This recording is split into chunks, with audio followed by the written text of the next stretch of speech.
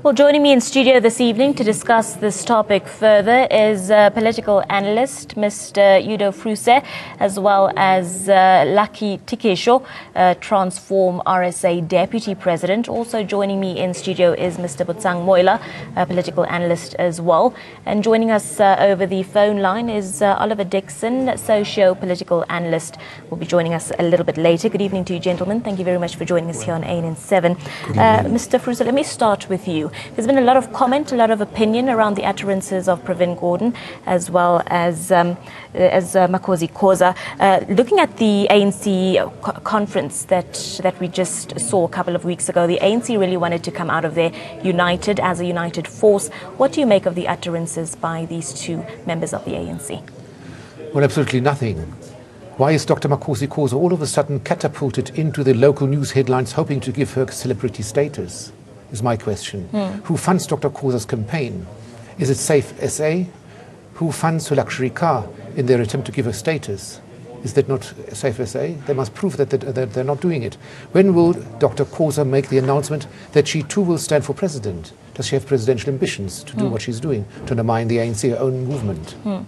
There seems to be a logical comparison made between Dr. Khoza today and the already forgotten Dr. Mampela Rampele a few years ago, but both have zero following, are unknown, and even less to offer. They're lightweights, and there will never be any way to do it. What is your reaction then to Khoza stating that she is saying these things and taking this position in order to save the Republic of South Africa and to save the ANC? What is your response to that?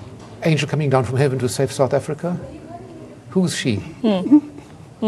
Mr. Tikesho, let me come to you and get your varied opinion with regards to the utterances of Khoza and former Minister of Finance Khoza Gordhan. No, my view is that I think she's defining herself out of the ANC. You know, the behavioral patterns is such that she has already divorced the ANC, and it's quite clear that she does not have an interest of being part of the ANC anymore. And as correctly stated, she then wants to just cause some divisions, confusion within the ANC. Because I'm saying that because we have an electoral system that is a multi-party type of democracy. And when we talk about multi-party democracy, it means the organization is the one that contests elections. And when it has contested elections, it contested election on the basis of a manifesto that it shows to the people. And the people vote the ANC on the basis of the manifesto. Now, the ANC has its own internal processes that it uses to be able to identify the leaders that it wants to deploy somewhere, including the parliament as well. Now, there is no way that you can be able to then say, no, I'm doing this on the basis of conscience, while the ANC is the one that is deployed to, and it has its own regulations and system in which it regulates you when you are there. So the measures are very clear that the ANC has measures and systems in which it regulates its members. So you can't work outside that. If you work outside that, it means you do not agree with those measures anymore. And if you don't agree, you cannot be part of the ANC anymore. So I think she's doing this because she has already decided that I am not going to be with the ANC anymore. Very soon we'll hear some news as to why she did that, where she is and all of that. But I think she has already defined herself outside the ANC. Another Copenhagen.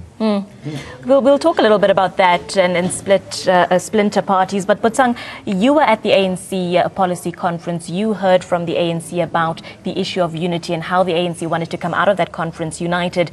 Now with the likes of Khoza Gordhan and Khoza speaking out so publicly against the president of the ANC, President Jacob Zuma, we can speculate on motives, but what is your thinking around this? Well, good evening to you and fellow panelists and the viewers of ANN7. You know, it is no longer even talking against President Zuma. This is a direct attack to the ruling party that they claim to be belonging to and they claim to be loving. And the ANC spoke of unity of the organization during the policy conference. They had a map forward on how they are going to move forward in order to regain its glory as well as support come 2019. But you have key members who are coming from a key region like KZN, both of them, you know, being deployed by a region and attacking the organization decision, not also within the confines of the organization. There is nothing wrong in talking about the wrongs of the organization, the faults of the organization. There's nothing wrong in criticizing your own organization that you belong to. But you can do that within the confines of the organization.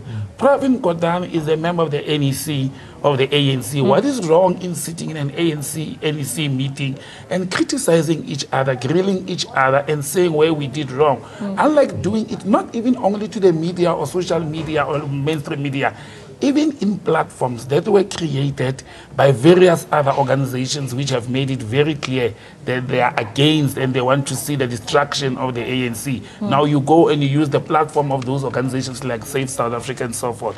However, there's another important element. You know, I've got a lot of respect for Dr. Khoza as a person up until recently with these utterances and excitement. She said two critical things the other day. Once she said parliamentary documents and the documents that they use and discuss in parliament are very complex and not every MP has a PhD. That was an insult to the fellow comrades and fellow MPs who are coming from other parties to say, she was indirectly saying, actually, these people can't read and understand those documents. You need to be educated to do that. That was the first salvo. The second part is, she's talking about her conscience, how she loves South Africa, how she's not going to backtrack and she will criticize what is wrong. That's okay. There's nothing wrong with that. But I'm asking a question.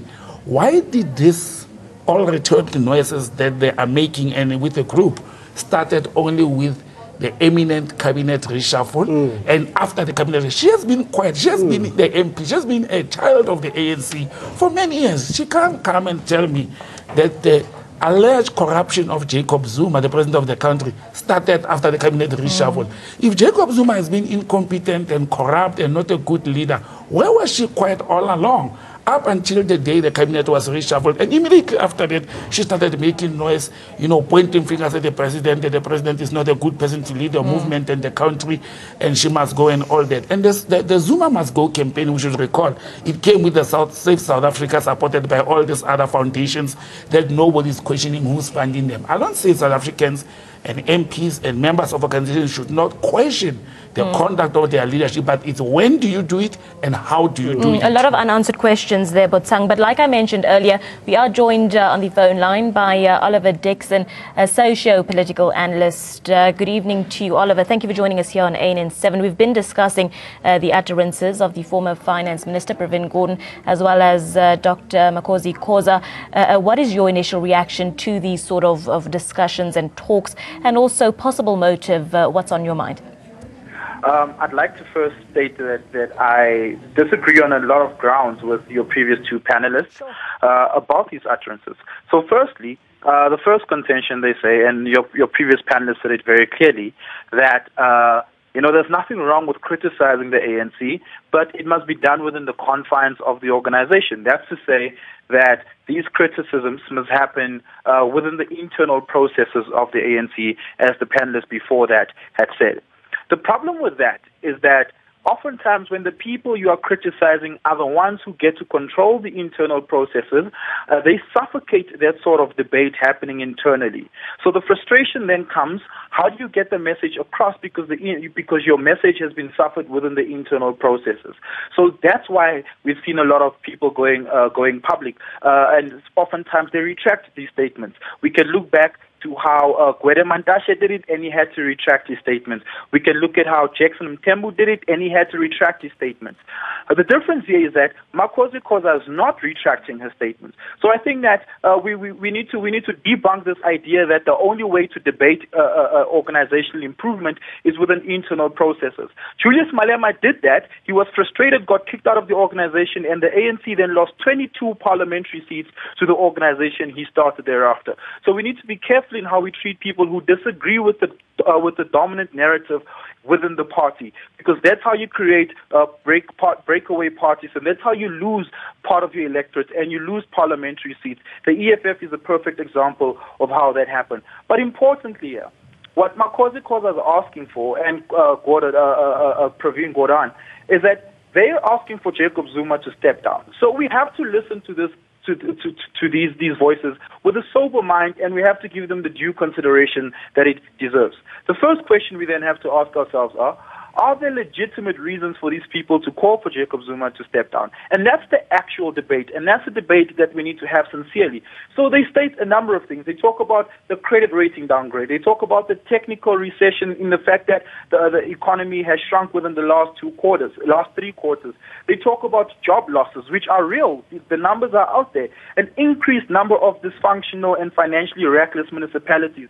30 billion rand has been lost through corruption, and the economy remains transformed. These are all things that are happening under the leadership of Jacob Zuma.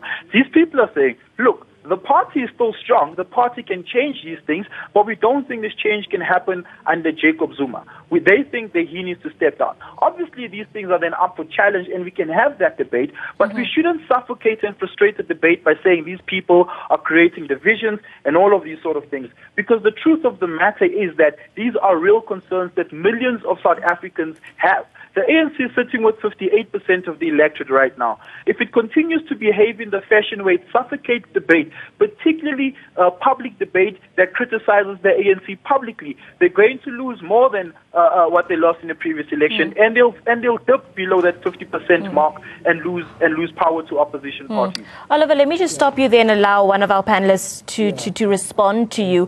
Mr. Tikisho, let me maybe come to you. Oliver stating that due consideration needs to be taken into what these individuals are saying. There are issues that needs to be dealt with within the country. What is your response to Mr. Yeah, no, we Dixon? understand that, but also we need to clarify the point that, you see, when you speak about collective leadership, no one can be able to ascribe these things to one man.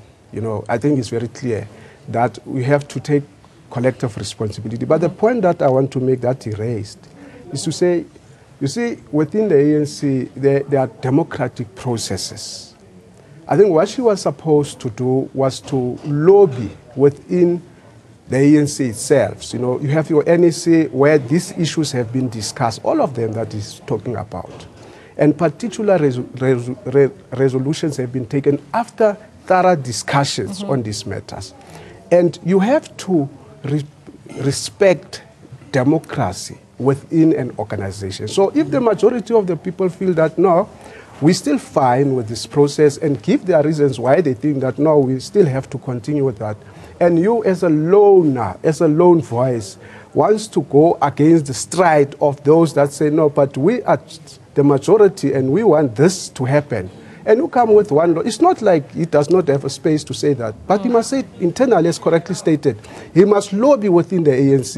And there are people within the ANC that feels the same. But why are they not going outside? Because they respect the discipline of the ANC. So she must be able to go inside and lobby. If she's failing, then democracy wins. Let's get another opinion. Thank you, sir. Mr. Frusa, what would your reaction be? Well, my impression is, first of all, that these people have come in bad faith. That there's nothing serious and nothing honest about it. Secondly, it's been predicted back in the early 1990s already that Chris Hani would be assassinated and Thabo Mbeki and Jacob Zuma would be character assassinated. And I think we've arrived at that circle. And similar tricks have been played before, when Dr. Mampela Rampele actually stood for president some time ago. But she did one thing which was quite honorable. She declared a wealth. And why do Dr. Khoza, Thuli Madonsela and Feichi Mentor and Pravin Gordhan not declare their wealth to the public so that they know that they're clean or not clean, so that we have a bit of an understanding who they are, because nobody knows what's going on there. That transparency is there. But quickly, we're running out of time. Yeah, Mr. Dixon is saying things, you cannot say there is suppression within your own organization when you are the leader of that organization. Pravin Gordhan is not just a mere branch member. He's a leader of the organization. Nothing stops him from raising issues in the organization. But also important, anybody, any analyst or person in this country who still blames unemployment, economic woes, lack of land ownership by black people, lack of government control to one person named Jacob Zuma. They did that with Thabo Mbeki. The government changed, the situation remained the same. Only one person. It cannot be that we've got a parliament of almost 400 members, a cabinet of over 30 people, and an organization of over 800 1,000 people and you want to blame one person. I know that the head of an organization normally takes the responsibility for leading or misleading an organization. However, you cannot, being a member of that organization, stands up today and say, it's not me, I'm just an MP or I'm just an NEC member, it's Jacob Zuma. When they always, for all the years, the ANC has been talking about collective decision, collective leadership. Now, when things fall apart, they want to point fingers and say, no, it's no longer collective, it's this one particular person. Let's leave it there for now, Botsang. Thank you very much for your time, gentlemen. Unfortunately, we have run out of time. I want to thank all of my guests this evening, Mr. Udo Fruse, political analyst, as well as Mr. Lucky Tikisho, Transform RSA Deputy President, also Botsang Moila, political analyst as well. And joining us on the phone line there was Mr. Oliver Dixon, socio-political analyst. And that's a wrap-up of Newsroom Live for this evening. From myself, Abigail Fasahi, and the team, thank you very much for tuning in. ANN7 Prime with Cindy Mabi is up next. Enjoy. Good night.